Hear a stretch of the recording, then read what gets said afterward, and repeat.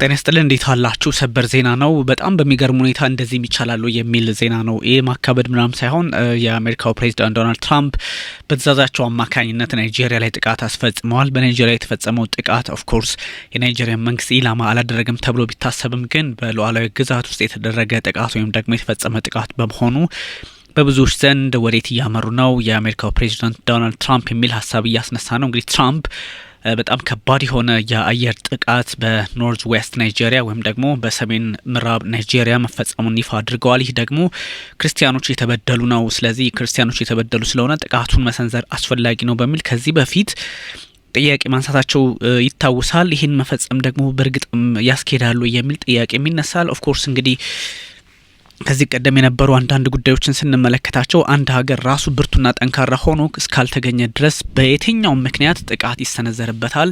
ግን ፕሬዚዳንት ዶናልድ ትራምፕ በአይኤስአይኤል ወይም ደግሞ አይኤስ በምንለው ኃይል ላይ ወይም ደግሞ በአይኤስ አሸባሪ ኃይል ላይ ጥቃት መፈጸማቸውን ነው በግልጽ ያስቀመጡት። አይኤስ ሲባል እንግዲህ ኢስላሚክ ስቴት ነው። አይኤስአይኤል ሲባል ደግሞ ኢስላሚክ ስቴት ኢን ሊቢያ፣ ኢስላሚክ ስቴት ወይም ደግሞ ለምሳሌ አሁን አይኤስ ሲባል ደግሞ ኢስላሚክ ስቴት ኢን ሲሪያ አይነት ነው። አይኤስ ሲሆን ደግሞ ኢስላሚክ ስቴት ኢን ሶማሊያ ነው። ኢትዮጵያ ውስጥም ቢኖር አይኤስኢ ይባላል ማለት ነው። ኢስላሚክ ስቴት ኢን ኢትዮጵያ እንደማለት ነው። እንግዲህ በዚህ መንገድ ነው ኤኒዌይ ጥቃቱ ለምን ተፈጸመ በምን ሁኔታ የሚለው ብዙዎች በተለያየ አቅጣጫ እየተመለከቱት ይገኛል። ግን ፕሬዚዳንት ዶናልድ ትራምፕ ክርስቲያኖች ኢነሱንት ክርስቲያንስ እየተመቱ ነው፣ ህይወታቸውን እያጡ ነው በአይኤስ አማካኝነት በእንደዚህ አክራሪ ኃይሎች የሚል ሰበብ ነው ያስቀመጡት። ይሄኛው ግን የሚሞቱት እዛ እንደሚታወቀው ደግሞ ክርስቲያኖች ብቻ አይደሉም።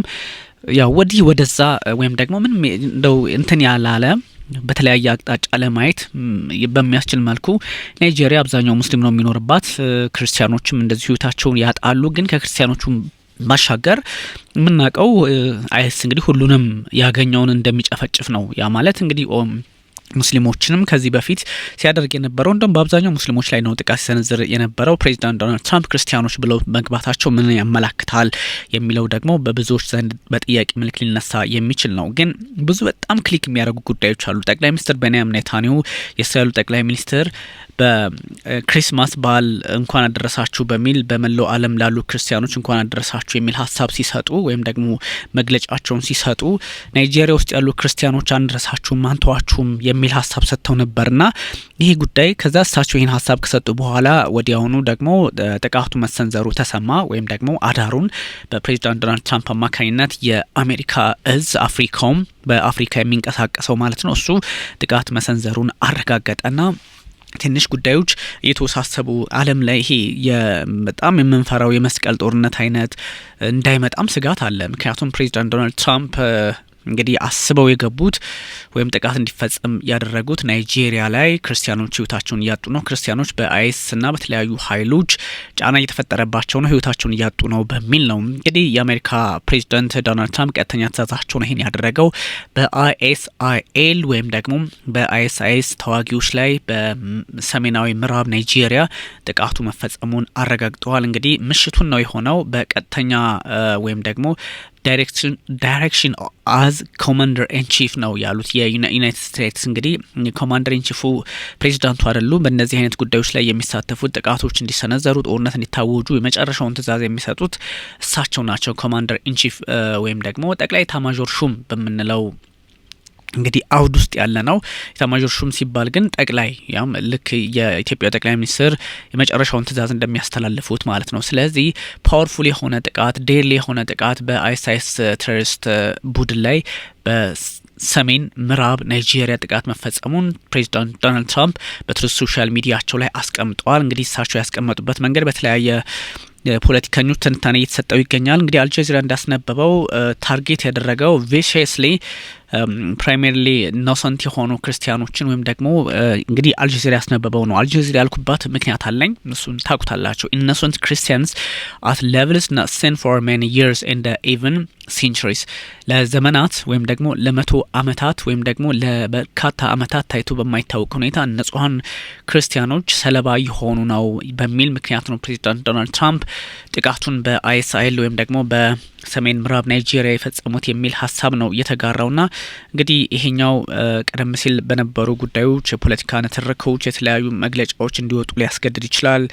የተለያዩ ሃይማኖታዊ አንደምታ ሊያሰጡት ይችላሉ። የሃይማኖታዊ አንደምታ የሚያሰጠው አይስ ስለተመታ አይደለም። አይስ ምንም ግልጽ የሆነ ጉዳይ ኢስላሚክ ስቴት ይላል አይደል? ስሙ ኢስላሚክ ቢሆንም የአይስ ምንም ጥያቄና መልስ የሌለው የአይስ ለማንም የሚሆን ኃይል አይደለም። አይስ ሁሉንም ነው የሚገለው፣ ያገኘውን ሁሉ ነው የሚያጠፋውና አይስ ስለተመታ ሳይሆን ፕሬዚዳንት ዶናልድ ትራምፕ የገቡት በናይጄሪያ ውስጥ ያሉ ክርስቲያኖች የሚለው ነው። እንግዲህ ይሄ መሬት ላይ ያለው ሀቅ ምንድነው የሚለው እንዳለ ሆኖ ክርስቲያኖች በሚል ስም ስለገቡ ሁለት አይነት አቋም እንዳይኖር ስጋት ተጋርጧል። ይሄ በጣም ግልጽ በሆነ መንገድ ጀኒውን በሆነ መንገድ ነው የምነግራችሁ። ዓለም ያላት ትንታኔ ይሄ ነው። አረቡ ዓለም አካባቢ አሁን ወርባ ክርስቲያንስ የሚል ወርባ ሙስሊምስ የሚል ጥያቄ ይነሳል። በእርግጠኝነት በሙስሊሞች ላይ የሚሰነዘር ጥቃት እንዴት ነው አሜሪካ መከላከል የማትችለው የሚል ጥያቄ ሊነሳ ይችላል። ግን ጫና የተፈጠረባቸው እውነት ክርስቲያኖች ብቻ ናቸው ወይ የሚል ጥያቄ የሚያስነሳልና ይሄ ነገር ትንሽ ሁለት አንጃዎች እንዳይፈጠሩ በዓለም ላይ ትልቅ የክርስቲያንና የሙስሊም ኃይል ወይም አንጃ ተፈጥሮ ልክ ከዚህ ቀደም በታሪክ ምድራችን አይተው እንደምታውቁ አስከፊ ውጥረት መካከለኛው ምስራቅ ላይ እንዳይከሰትም ስጋት አለ። ናይጄሪያ ብለን ጉዳዩ ከእስራኤልም ጋር ሊገናኝ ስለሚችል እስራኤል እንግዲህ ጠቅላይ ሚኒስትር ቤንያሚን ኔታንያሁ በናይጄሪያ ውስጥ ያላችሁ በሙሉ መካከለኛው ምስራቅ በአፍሪካ በየትኛውም የዓለም ጥግ ያለ ክርስቲያን አንተውም በተለይም ናይጄሪያ ውስጥ ያላችሁ ክርስቲያኖች ካሉ በኋላ የተፈጸመ ጥቃት ስለሆነ ነው። እንግዲህ የራሳቸው መለኪያ ይኖራቸዋል። እኔ ሀሳቡን ለማጋራት ሞክራለሁኝ። ዋሬቨር ግን ትንሽ ውጥረት እንዳይመጣ ስጋት አለ። በእርግጥ አሜሪካ የፈጸመችው ጥቃት ስለሆነ አሜሪካ ላይ ጀርባ መስጠት የሚፈልግ አረብ አገር አይኖርምና አንጃ ይፈጠራል ተብሎ አይታሰብም። ምክንያቱም አሜሪካ ጋር የሚሰሩ ናቸው አብዛኞቹ ፓወርፉል የሚባሉት እንደነ ሳውዲ አረቢያ፣ እንደነ ካታር፣ እንደነ አረብ ኤምሬቶች ከማንም ጋር መስራት አይፈልጉም፣ ከአሜሪካ ጋር መስራት የሚፈልጉት። ስለዚህ ጉዳዩ የሃይማኖት ላይሆን ይችላል። ግን አንዳንድ ጥያቄዎች የሚያነሱ ሰዎችን ስለተመለከትኩ ነው በዚህ መንገድ እንትን ያልኩት። አንዳንድ ሰዎች ስላችሁ ጀስት እናት የሶሻል ሚዲያ ተጠቃሚዎች ሳይሆን በደንብ ፖለቲካሊ ኢንጌጅድ የሆኑ ፖለቲካል ትንታኔ በመስጠት የሚታወቁ ሰዎችን ነው እንግዲህ በዛ ልክ ያስቀመጥ ነው። የዩኤስ ሚሊተሪ አፍሪካ ኮማንድ አፍሪኮም የሚባለው እንግዲህ ለአፍሪካ አካባቢ ጥቃት በመሰንዘር የሚታወቅ ነውና በኤክስ ገጹ ላይ ይፋ ባደረገው መሰረትም በናይጄሪያ ባለስልጣናት ጥሪ መሰረት ነው ያለው። እንግዲህ የመልቲፕል የአይኤስአይኤስ አሸባሪ ኃይሎችን ደምስሰናል የሚል ሀሳብ በጣም በርካታ ቁጥር ያላቸውን የአይኤስ አሸባሪ ቡድን ኃይሎችን ደምስሻለው የሚል ሀሳብ ነው የሰጡትና ይሄ በምንድነው የሆነው የሚለውን ደግሞ የናይጄሪያ ባለስልጣናት ጥሪ ስላደረጉልን የተፈጸመ ጥቃት ነው ተብሏል። እንግዲህ በዚህ ልክ ነው አፍሪኮም ወይም ደግሞ የአፍሪካ እዝ የአሜሪካ የአፍሪካ እዝ ይፋ ያደረገውና የግሬትፉል ፎር ናይጄሪያን ገቨርንመንት ሰፖርት ኤንድ ኮኦፐሬሽን ዩኤስ ሴክሬታሪ ዲፌንስ ፔት ሄግሴትም በሶሻል ሚዲያቸው ላይ ጻፉት ይሄን ነው። የናይጄሪያ ገቨርንመንት ድጋፍ አድርገውልናል፣ ትብብር አድርገውልናል ወይም ደግሞ ሳፖርትም ኮኦፐሬሽን መተባበር የተለያዩ ድጋፎችን ማድረግም በዛ መንገድ ጥቃቱ እንዲሰነዘር አድርገዋል። ፔት ሄግሴት ናቸው ያሉት የመከላከያ ሚኒስትሩ። ብዙዎቹ እንግዲህ ያው በተለያየ መንገድ ሊታዩ የሚችሉ ቢሆኑም በዚህኛው ልክ ማየት ያስፈልጋል የሚለውን ለማየት ነው። እንግዲህ አፍሪካውም ስትራይክ እንግዲህ የተፈጸመው ሶቦቶ በሚባል ግዛት ላይ ነው። ይሄኛው ሪፈረንስ ቱ ናይጄሪያን ሶኮቶ ወይም ደግሞ ሶቦቶ የሚባል ስቴት አለ። በናይጄሪያውያን ደግሞ ሶኮቶ በሚባለው አጠራር ማለት ነው። የተለያየ አጠራር አንዳንድ አካባቢዎችና በዌስተርን እንዳለው አይነት ማለት ነው። ጥቃቱ ግን መሰንዘሩ ተረጋግጧል። የአሜሪካ ጦር እዝ እንግዲህ ፕሬዚዳንት ዶናልድ ትራምፕ ፔንታጎን በተለያዩ እንቅስቃሴዎችን ጥቃት ለመሰንዘር እዛ አካባቢ ላይ ዝግጅት እንዲያደርግ ከዚህ በፊት ቀደም ሲል ትእዛዝ ሰጥተው ነበረ ፕሬዚዳንት ዶናልድ ትራምፕ ከሳምንታት በፊትና ከዛ አንጻር ነው። በዛ ላይ ደግሞ ናይጄሪያ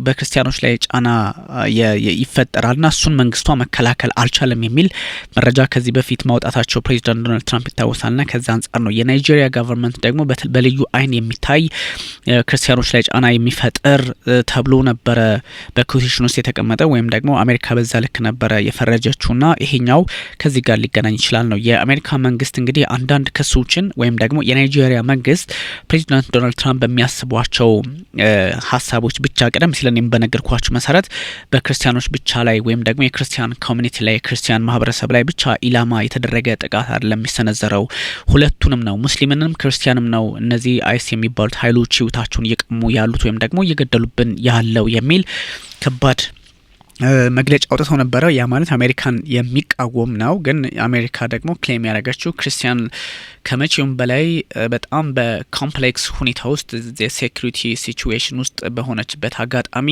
በዛ ልክ ጥቃቱ እንደተፈጸመ በዛ ልክ ችግሮች እንዳሉ የሚያሳዩን መረጃዎችን ማውጣት ላይ ቀጥላለች። ስለዚህ ሁለት አይነት ነው። ኦፍ ኮርስ የሚያስማማው ነገር አይስ ሁለቱንም ነው፣ ክርስቲያንንም ሙስሊም እኔ የትኛውን ቦታ እሱ ያገኘውን ሰው እንደው ህይወት እንደሚቀማ ነው በዜናዎቻችንም በምናችንም አንደርስታንድ እንደምናደርገውና ግን አንዳንድ ጥያቄዎች አሁን የናይጄሪያ መንግስትም እንደሚያነሳው በክርስቲያኖች ብቻ ሳይሆን በነዚህ በሙስሊም ሰዎች ላይም ህይወት የመቀማት ወይም ደግሞ የማፈን ተግባር የሚፈጽም ነው። ኤኒዌይ ፖለቲካልና ሪሊጂየስ አንደምታ እንደሚኖረው ሳይታለም የተፈታ ነው። የናይጄሪያ የውጭ ጉዳይ ሚኒስቴር ስቴትመንት አውጥቷል። አፍተር አናውንስ ዩኤስ ጥቃቱን እንትን ካለ በኋላ Nigeria were engaged in structured security cooperation with international partners including the United States of America የሚል ሀሳብ ደግሞ የናይጄሪያ የውጭ ጉዳይ ሚኒስቴር መግለጫ ከዓለም አቀፍ ተቋማት ጋር ከዓለም አቀፍ ተባባሪዎችን ጋር ከአሜሪካ ጋር ጭምር አንድ ላይ በመሆን ጥቃቱ እንዲሰነዘር አድርገናል ነው ያሉት። ስለዚህ ያው እንግዲህ ፕሬዚዳንት ዶናልድ ትራምፕ የሰጡት ሀሳብ ትንሽ አንድ ሳይድ ሊሆን ይችላል እንጂ የናይጄሪያ መንግስት ደግሞ እዛ አካባቢ ያለውን ስጋት ለመቅረፍ ጥቃቱ እንዲፈጸም እኛን ፈቅደናል ተባብረናልም የሚል ሀሳብ ነው የሰጡት። እንግዲህ ቱቡኑ መንግስት በየትኛው አካሄድ ውስጥ እንደሆነ ለመገመት ትንሽ ያስቸግራል። እንደዚህ አይነት ነገሮች በአንዳንድ ቦታዎች ላይ በኖርዝ ዌስት አካባቢ የተፈጸመው ጥቃት ምናልባት አንደምታ ሊኖረው ይችላል ተብሎ ይታሰባል። እንግዲህ ከሌጎስ የአልጀዚራው አህመድ ኢድሪስ ነበረና እሱ አንድ በሶሻል ሚዲያ እየተላለፈ ያለ በሶኮቶ አካባቢ የተፈጸመ ጥቃትን የሚያሳይ ቪዲዮ ሲመለከት ነበረ። ግን ምንም አይነት ካሹዋሊቲ አልተመዘገበም የሚል ሀሳብም ያለው ጉዳይ ነበረ ሲያጋራ የነበረው። እንግዲህ to look the issue of alleged Christian genocide in Nigeria, Sokoto state is probably the last place many Nigerians would think is happening. ኢድሪስ ይሄ ምንድነው ጋዜጠኛው ምንድነው ያለው እዛ አካባቢ ላይ ሆኖ በክርስቲያኖች ብቻ ኢላማ ውስጥ እንደሚሆኑ በሶኮቶ አካባቢ ሶኮቶ የመጨረሻዋ የናይጄሪያ ግዛት ናት፣ ክርስቲያኖች ብቻ ሰለባ እንደሚሆኑ የሚታወቅ ጉዳይ እስካሁን የለም፣ እንደዚህ አይነት ነገር ናይጄሪያ ውስጥ የለም የሚል ምክንያቱም ሁለቱም ናቸው ህይወታቸውን የሚያጡት የሚል አንደምታ ያለው ሀሳብ ሰጥተዋል። ያው እንግዲህ የአፍሪካ ፖለቲካ በቀላሉ እንደፈለጉ ሊያረጉት እንደሚችሉ ማሳያ ነውና ኤኒዌይ ጉዳዩ ቀላል አይደለም። ጠቅላይ ሚኒስትር ቤንያሚን ኔታንያሁ ክርስቲያኖችን እኛ እንታደጋቸዋለን ናይጄሪያ ብለው በስም ሜንሽን ስላደረጉ ሜቢ ጉዳዩ የናይጄሪያው ጥቃት ላይ እስራኤል ትኖርበት አትኖርበት የሚለውንም እንደዚሁ ደግሞ በጥያቄ ምልክት ሊያሳልፍ ይችላል። ኦፍ ኮርስ ግን እንግዲህ መግለጫቸው ብዙ ጊዜ አንዳንድ ጉዳዮች ፖለቲካሊ በአጋጣሚም ሊሆን ይችላል ሆነም ተብሎ ሊሆን ይችላል ማች ሲያረጉ ጥያቄዎች ይነሳሉና የእስራኤል ተባባሪነትም ሊኖር እንደሚችል ደግሞ ለመገመት አያዳግትም። ምክንያቱም ለክሪስማስ ወይም ደግሞ ለገና በዓል ጠቅላይ ሚኒስትር ቤንያሚን ኔታንያሁ ሰፋ ያለ መግለጫ ሲሰጡ ወይም ደግሞ ሲያሰሙ ናይጄሪያ ውስጥ ያለው ክርስቲያኖች ጉዳት እየደረሰባቸው ስለሆነ እነሱን ለመጠበቅ ወደ ኋላ አንልም ወይም ደግሞ ችላ አንላችሁም የሚል ሀሳብም ስለሰጡ በብዙ ጉዳዮች አንዳንድ ፖለቲካሊ ኢንጌጅድ ያደረጉ ነገሮች መመልከት ስለሚቻል ትንሽ ውጥረቱን ሌላ መልክ ሊያሰጠው ይችላል ከሚል ስጋትም ነው እንግዲህ እንደዚህ አይነት ሀሳብ የሚነሱት። ኤኒዌይ ናይጄሪያ ላይ ጥቃት ተፈጽመዋል፣ ቀይ መስመሩ የአፍሪካ መቼም የታወቀ ነው ተጥሷል የሚለውን ለማረጋገጥ ነው። ቢኒያም ካሴ ነበርኩኝ። አመሰግናለሁ።